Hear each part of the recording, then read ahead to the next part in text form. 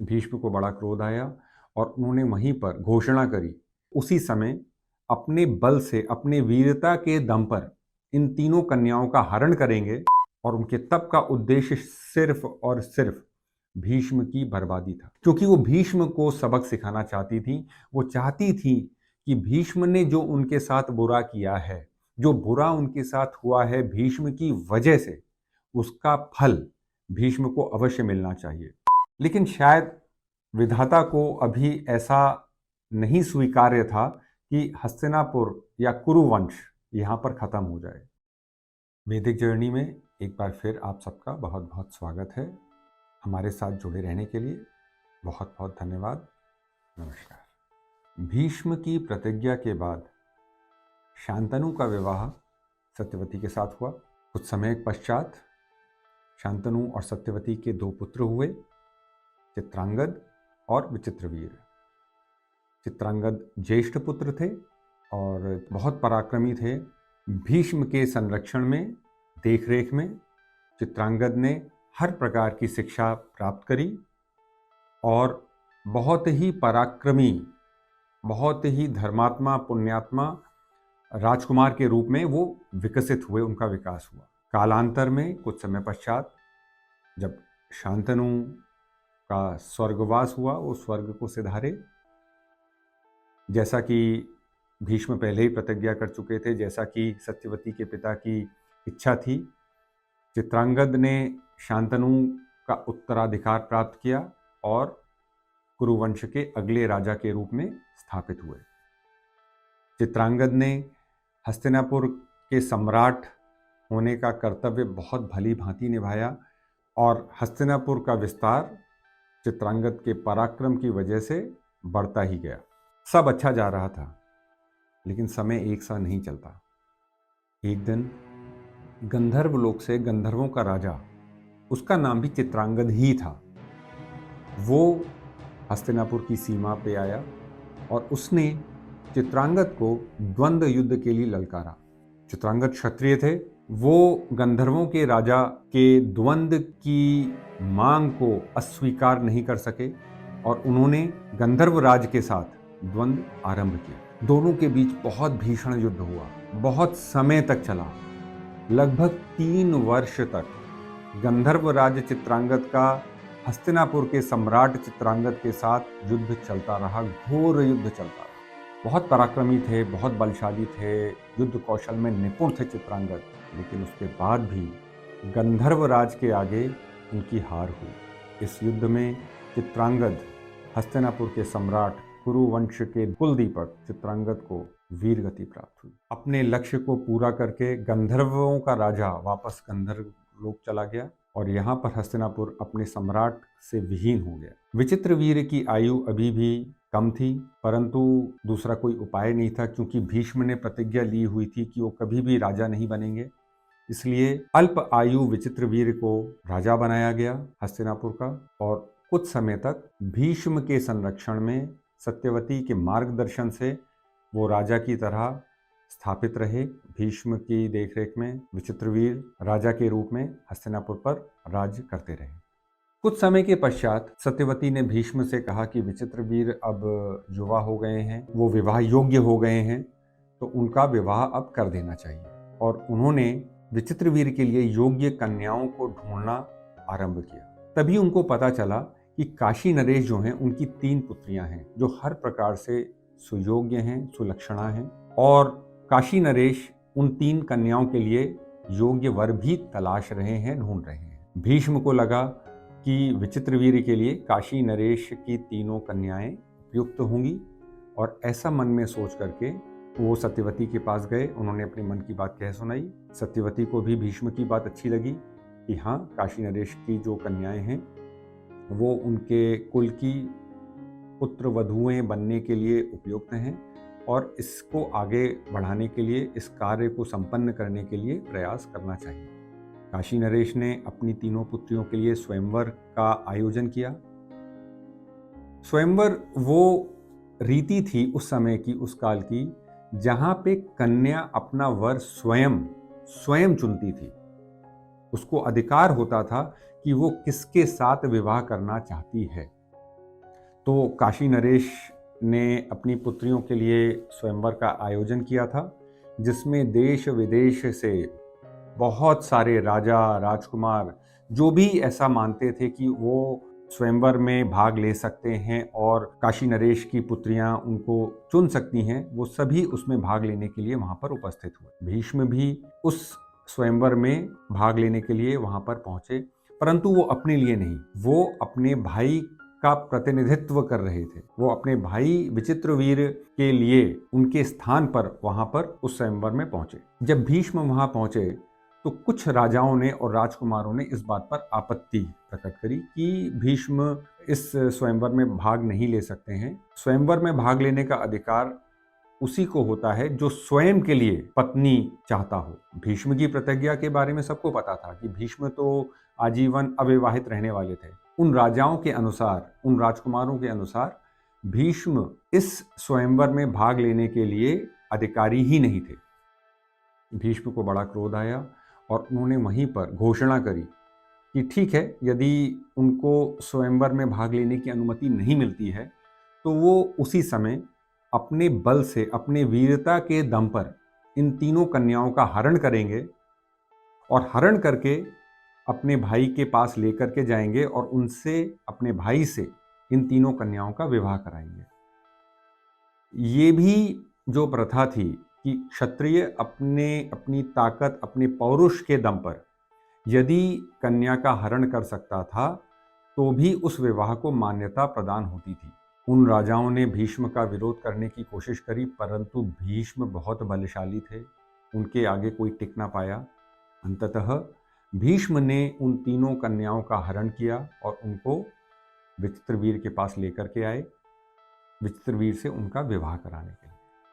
ये तीन कन्याएं जो थीं उनका नाम था अंबा, अंबिका और अंबालिका। अंबा इसमें सबसे ज्येष्ठ थी।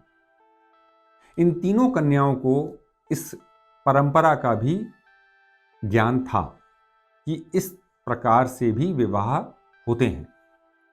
उन्होंने इसको स्वीकारा, इसको अपनी नियति समझ के सहर्ष स्वीकार किया, परंतु अंबा ने नहीं किया और उसका एक कारण था। सबसे ज्येष्ठ पुत्री थी वो काशी नरेश की, और उन्होंने विचित्रवीर के विवाह के प्रस्ताव को नहीं स्वीकार किया, क्योंकि वो मन ही मन किसी और से प्रेम करती थी और उस स्वयंवर में जिससे वो प्रेम करती थी उसको ही वो चुनने वाली थी अपने वर के रूप में। उन्होंने ये बात भीष्म से कह सुनाई कि स्वयंवर की प्रथा जो थी उसकी मान्यता सबसे अधिक थी। इस कारण भीष्म को भी इस बात का सम्मान करना चाहिए कि अंबा ने स्वयं जिस वर को चुना था वो उसी के साथ विवाह कर सकती हैं, विचित्रवीर के साथ नहीं कर सकती हैं। भीष्म को अंबा की ये बात समझ में आई और अंबा की बात का सम्मान रखते हुए भीष्म ने अंबा को वापस छोड़ दिया और अंबा जिससे विवाह करना चाहती थी वो उनके पास चली गई। रह गई अंबिका और अंबालिका। इन दोनों ने सहर्ष विचित्रवीर के साथ विवाह करना स्वीकार किया और दोनों विचित्रवीर की पत्नी बनी और हस्तिनापुर की रानी बनी।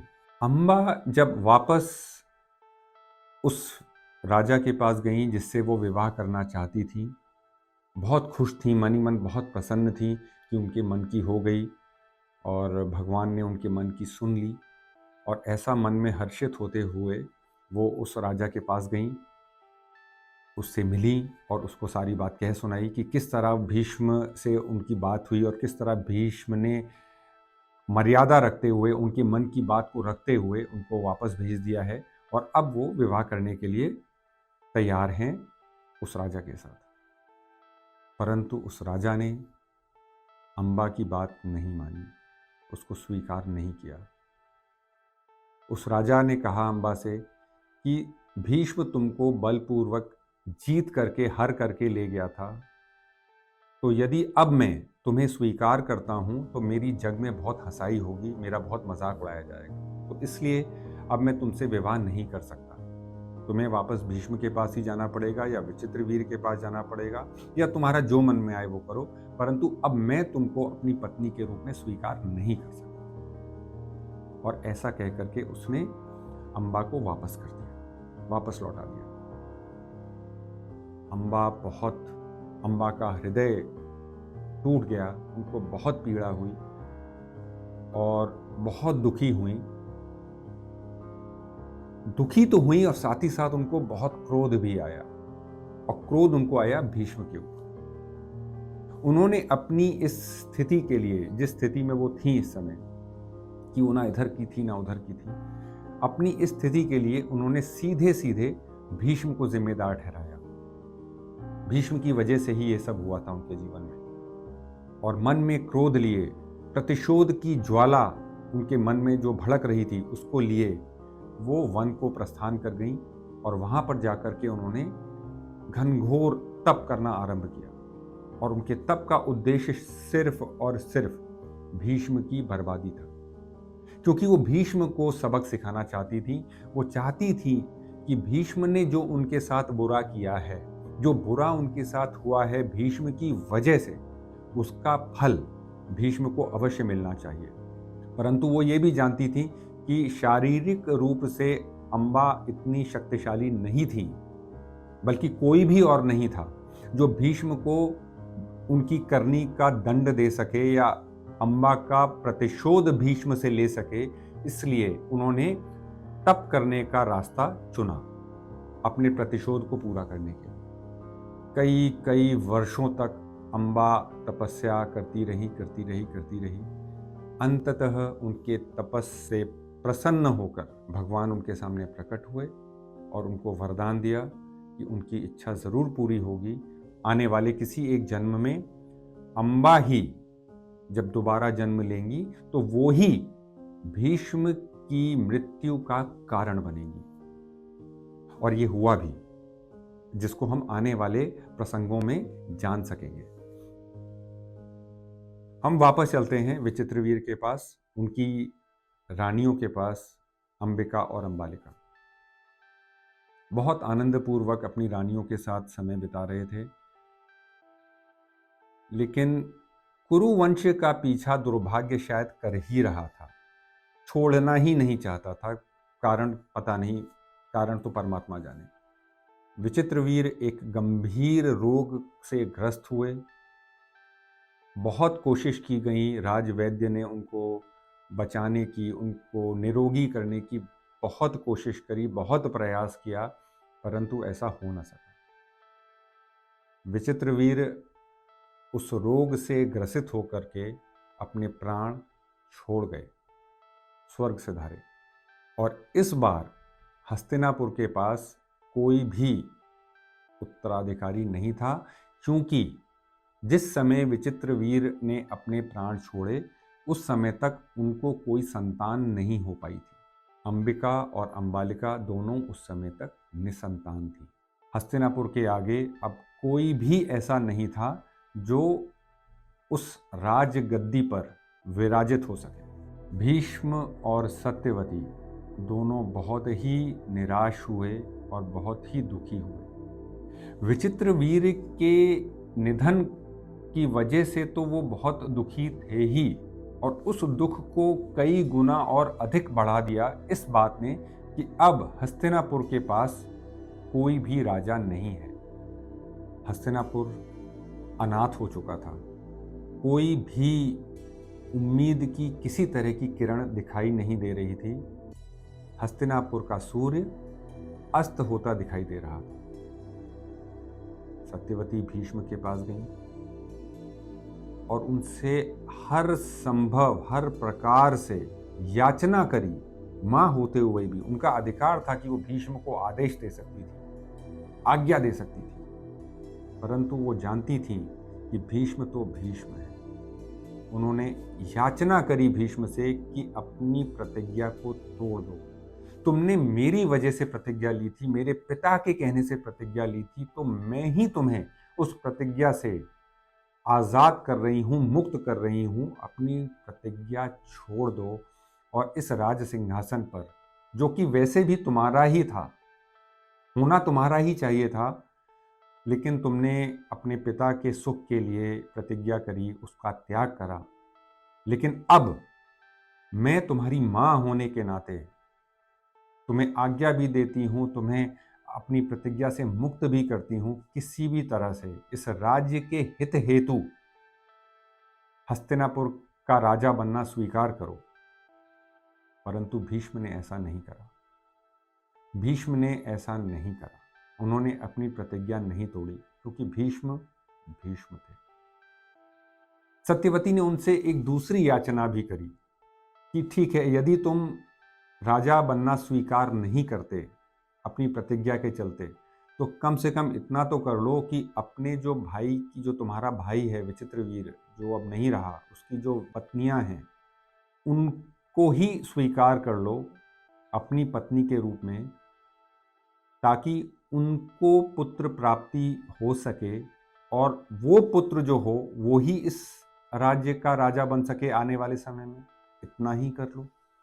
लेकिन भीष्म ने कहा कि मैंने जब प्रतिज्ञा करी थी तो सिर्फ राज्य को त्यागने की ही एक प्रतिज्ञा नहीं करी थी, साथ ही साथ मैंने ये भी प्रतिज्ञा की थी, आपके पिता ने मुझसे ली थी ये प्रतिज्ञा, कि मैं आजीवन अविवाहित रहूंगा और मेरे कोई संतान नहीं होगी। तो मैं उसको भी कैसे तोड़ सकता हूं? अपनी प्रतिज्ञा तो मैं नहीं तोड़ सकता। उन्होंने हाथ जोड़ करके अपनी माता सत्यवती की याचना को अस्वीकार किया, और अब सत्यवती को कोई भी उपाय नहीं सूझ रहा था। लेकिन शायद विधाता को अभी ऐसा नहीं स्वीकार्य था कि हस्तिनापुर या कुरुवंश यहाँ पर खत्म हो जाए। उनको शायद अभी भी कुरुवंश का ये अंत स्वीकार्य नहीं था कि विचित्रवीर की मृत्यु से ही कुरुवंश समाप्त हो जाए। सत्यवती को एक पुराना प्रसंग अपने जीवन से संबंधित याद आया, और वो क्या था, वो उपाय क्या था, वो युक्ति क्या थी जो सत्यवती को याद आई थी, वो हम जानेंगे अगली बार। और तब तक हमारे साथ इस यात्रा में जुड़े रहें, बने रहें, ऐसा हमारा आग्रह है। धन्यवाद, नमस्कार। और यही बात सत्यवती को याद आई, स्मरण हुई कि उनका एक पुत्र और भी है, कुरुवंश को उसका उत्तराधिकारी मिलेगा। ऐसा आश्वस्त करके वेदव्यास जी अपने शयन कक्ष को चले गए। जैसा कि व्यास जी ने पहले ही भविष्यवाणी कर रखी थी, वो पुत्र हर प्रकार से सक्षम था, सब कुछ बहुत अच्छा था, परंतु आंखों से देख नहीं सकता था, दृष्टिहीन था वो बालक। और यही बालक आगे जाकर के धृतराष्ट्र के नाम से विख्यात हुआ।